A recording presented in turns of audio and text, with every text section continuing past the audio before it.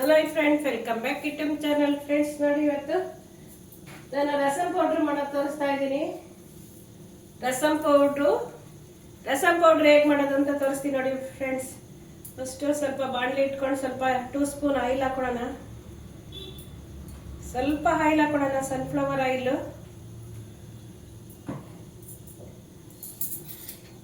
ನೋಡಿ, ಆಯಿಲ್ ಹಾಕೊಂಡಿದ್ದೀನಿ. ಇವಾಗ 1 ಸ್ಪೂನ್ ಮೆಂತ್ಯ ಹಾಕೊಂತ ಇದೀನಿ ನೋಡಿ. 1 ಸ್ಪೂನ್ ಮೆಂತ್ಯ ಹಾಕೊಳ್ಳೋಣ. ರಸಂ ಪೌಡರ್ ನಮ್ಮ ಮನೇಲಿ ನಾನು ಹೇಗೆ ಮಾಡ್ಕೊತೀನಿ ಅಂತ ತೋರಿಸ್ತಾ ಇದ್ದೀನಿ ನೋಡಿ ಫ್ರೆಂಡ್ಸ್. ಈಗ 1 ಸ್ಪೂನ್ ರಸಂ ಪೌಡರ್ಗೆ 1 ಸ್ಪೂನು ಮೆಂತ್ಯ ಹಾಕೊಂಡಿದ್ದೀನಿ. ಹಾಗೆ 1 ಸ್ಪೂನು ಈಗ ಸಾಸಿವೆ ಹಾಕೊಂತ ಇದ್ದೀನಿ. 1 ಸ್ಪೂನ್ ಸಾಸಿವೆ ಹಾಕೊಂತ ಇದ್ದೀನಿ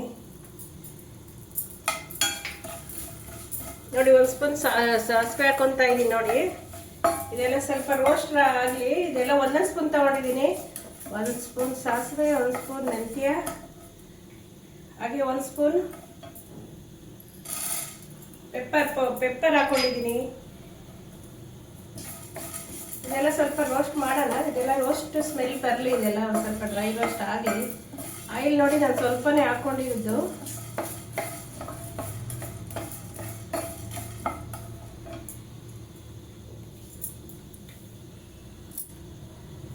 ನೋಡಿ, ಸ್ವಲ್ಪ ಈಗ 4 ಸ್ಪೂನ್ ಜೀರಿಗೆ ಹಾಕೊತೀನಿ. ಜೀರಿಗೆ ಜಾಸ್ತಿ ಹಾಕೊಂಡಷ್ಟು ರಸಮ್ಗೆ ಟೇಸ್ಟ್ ಚೆನ್ನಾಗಿ ಬರುತ್ತೆ.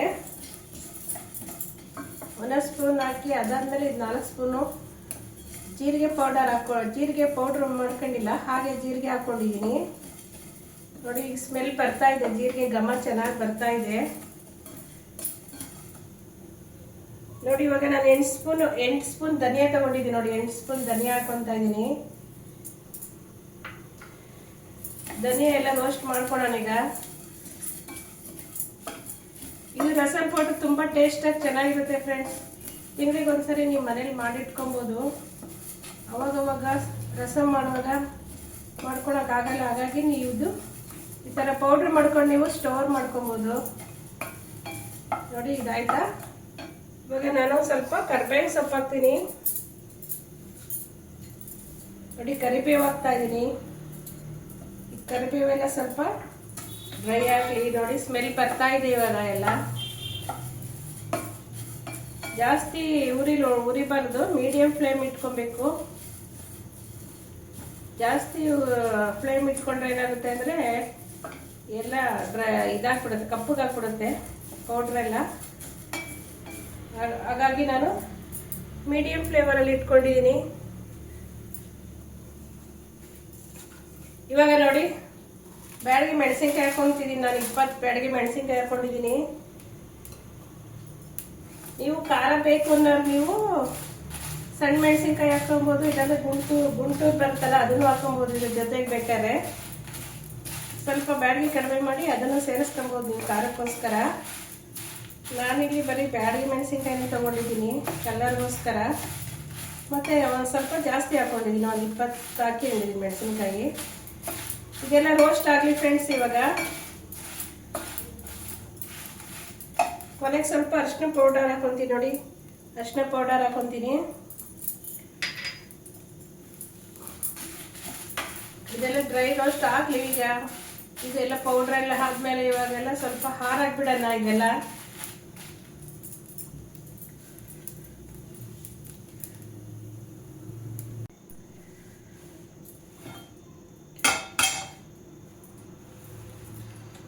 ನೋಡಿ ಫ್ರೆಂಡ್ಸ್, ಇವಾಗ ರಸಂ ಪೌಡ್ರು ನೋಡಿ ರೆಡಿ ಆಯ್ತು. ಇವಾಗ ಮಿಕ್ಸ್ ಎಲ್ಲ ಹಾರ್ಕೊಂಡಿದೆಯಲ್ಲ, ಇವಾಗೆಲ್ಲ ಮಿಕ್ಸಿ ಮಾಡಿದ್ದೀನಿ ನೋಡಿ. ರಸಂ ಪೌಡ್ರ್ ರೆಡಿ ಆಯ್ತು. ಇವಾಗ ನೋಡಿ ಎಷ್ಟು ಈಸಿಯಾಗಿ ಮನೆಯಲ್ಲೇ ಮಾಡ್ಕೊಬೋದು ರಸಂ ಪೌಡರ್ ನೋಡಿ. ರಸಂ ಪೌಡರ್ ರೆಡಿ ಆಯ್ತು. ಇವಾಗ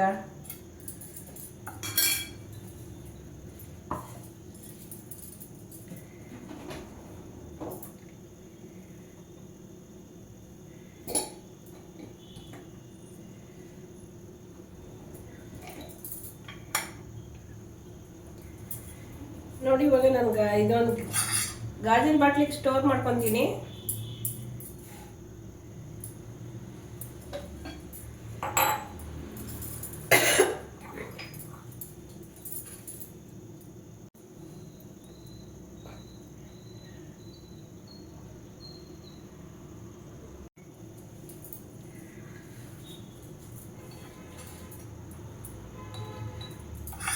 ನೋಡಿ ಗಾಜಿನ ಬಾಟ್ಲಿಗೆ ಸ್ಟೋರೇಜ್ ಮಾಡ್ಕೊಂಡು ನೀವು 6 ತಿಂಗಳು ಇಡ್ಬೋದು.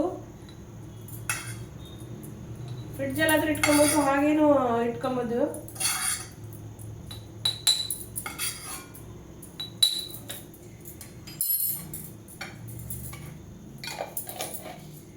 ನೋಡಿ ರಸಮ್ ಪೌಡ್ರ್ ಇವಾಗ ನಾನು ರೆಡಿ ಆಯಿತು. ನೋಡಿ ರಸಮ್ ಪೌಡ್ರ್ ಇವಾಗ ನಾನು ರೆಡಿ ಇದೆ, ಬಾಟ್ಲಿಗೆ ಹಾಕಿದ್ದೀನಿ. ಹಾಗೆ ಇವಾಗ ಒಂದು ಟೊಮೊಟೊ ರಸಮ್ ಮಾಡಿ ತೋರಿಸ್ತೀನಿ. ಇವಾಗ ಇದೇ ರಸಮ್ ಪೌಡ್ರ್ ಹಾಕಿ ಇವಾಗ ನಿಮಗೆ ರಸಮ್ ಮಾಡೋದು ಹೇಗೆ ಅಂತ ತೋರಿಸ್ತೀನಿ. ಈಸಿಯಾಗಿ ಬೇಗ ಮಾಡೋ ಅಂತ, ಕ್ವಿಕ್ಕಾಗಿ ಮಾಡೋ ಅಂತ ಟೊಮೊಟೊ ರಸಮ್ ತೋರಿಸ್ತೀನಿ. ಫ್ರೆಂಡ್ಸ್ ನೋಡಿ, ಈಗ ಪಾತ್ರೆ ಇಟ್ಕೊಂಡಿದ್ದೀನಿ. ಈಗ ಟೊಮೊಟೊ ರಸಮ್ ಮಾಡೋದು ತೋರಿಸ್ತೀನಿ. ಇವಾಗ ಮೊದಲಿಗೆ ಸ್ವಲ್ಪ ಆಯಿಲ್ ಹಾಕೊಳ್ಳೋಣ, ಒಂದು 2 ಸ್ಪೂನು ಆಯಿಲ್ ಹಾಕೊಂಡ್ಮೇಲೆ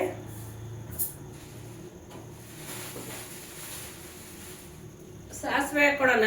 1/2 ಸ್ಪೂನು ಸಾಸಿವೆ ಹಾಕೊಳ್ಳೋಣ. 1/2 ಸ್ಪೂನ್ ಸಾಸಿವೆ, 1/2 ಸ್ಪೂನ್ ಜೀರಿಗೆ, ಹಾಗೆ ಒಂದು ಒಣಮೆಣಸಿನ್ಕಾಯಿ ಮತ್ತೆ ಕರಿಬೇವಿನ ಸೊಪ್ಪು ಹಾಕೊಳ್ಳೋಣ.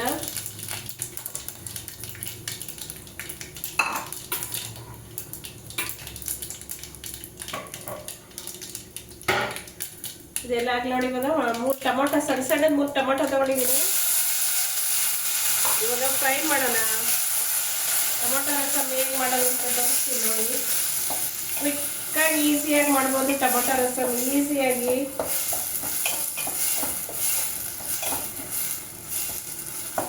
ಇದಕ್ಕೆ ಬೇಳೆನೂ ಬೇಯಿಸಿ ಹಾಕ್ಬೋದು. ನಾನು ಇವಾಗ ಬೇಳೆ ಬೇಯಿಸ್ಕೊಂಡು ಇಟ್ಕೊಂಡಿಲ್ಲ, ಹಾಗಾಗಿ ನಾನು ಬರೀ ಟೊಮೊಟೊ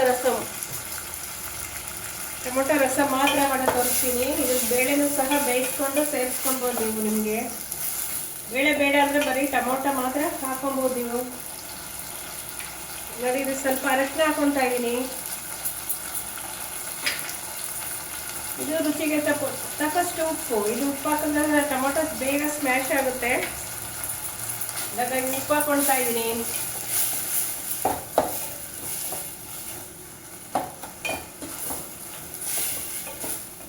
ನೋಡಿ, ಇದೆಲ್ಲ ಸಣ್ಣ ಉರಿಲೆಲ್ಲ ಈಗ ಸ್ವಲ್ಪ ಇದಾಗಲಿ, ಬೇಯಲಿ. ಟೊಮೊಟೊ ಎಲ್ಲ ಸ್ವಲ್ಪ ಬೇಯಲಿ ಫ್ರೆಂಡ್ಸ್.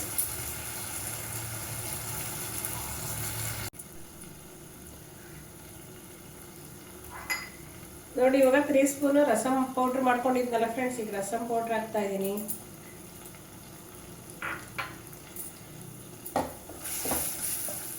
ರಸಮ್ ಪೌಡ್ರ್ ಹಾಕ್ತಿದ್ದೀನಿ.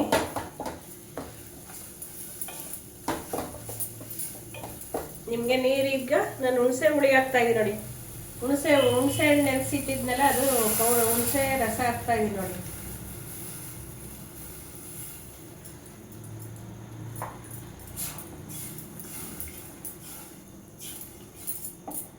ನಮ್ಗೆ ಇವಾಗ ನೀರು ಎಷ್ಟು ಬೇಕೋ ಅಷ್ಟು ಹಾಕೊಂಡು ನಾವು ಈಗ ಕುದಿಸ್ಕೊಬೇಕೀಗ.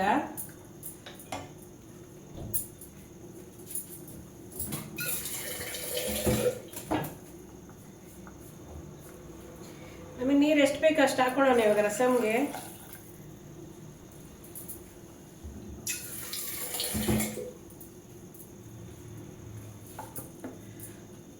ನೋಡಿ, ಈ ಥರ ಇದೆ. ನಮ್ಗೆ ಇನ್ನೊಂದು ಸ್ವಲ್ಪ ಕುದ್ದಾಗ ಸ್ವಲ್ಪ ಗಟ್ಟಿಗಾಗುತ್ತಲ್ವ, ಅದಕ್ಕಿಂತ ಸ್ವಲ್ಪ ನೀರು ಸೇರಿಸ್ತೀನಿ ನಾನು ಇವಾಗ. ಸ್ವಲ್ಪ ಶುಗರ್ ಸೇರಿಸ್ತೀನಿ ಇವಾಗ. 1 ಚಿಟಿಕೆ ಶುಗರ್ ಹಾಕ್ತೀನಿ ಇದಕ್ಕೆ. ನೋಡಿ, ಶುಗರ್ ಹಾಕ್ತಾ ಇದ್ದೀನಿ. ನೀವು ಬೆಲ್ಲ ಆದರೂ ಹಾಕೊಬೋದು, ಇಲ್ಲಾಂದ್ರೆ ಶುಗರ್, ಒಂದು ಸ್ವಲ್ಪ ಶುಗರ್ ಆದರೂ ಹಾಕೊಬೋದು.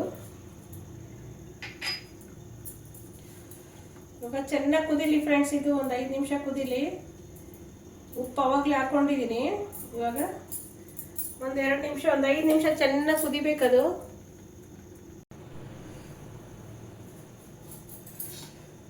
ನೋಡಿ ಫ್ರೆಂಡ್ಸ್, ತಿಳಿ ಸಾರು ರೆಡಿ ಆಯಿತು.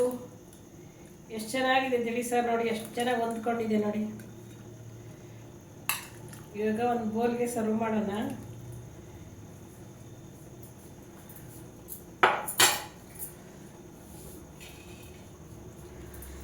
ಹಾಗೆ ನೋಡಿ, ಅನ್ನಕ್ಕೆಲ್ಲ ನೋಡಿ ಎಷ್ಟು ಚೆನ್ನಾಗಿ ಹೊಂದ್ಕೊಳ್ತಾ ಐತೆ ತಿಳಿ ಸಾರು. ಸೂಪರಾಗಿ ಬಂದಿದೆ ನೋಡಿ. ನೀವು ಇವಾಗ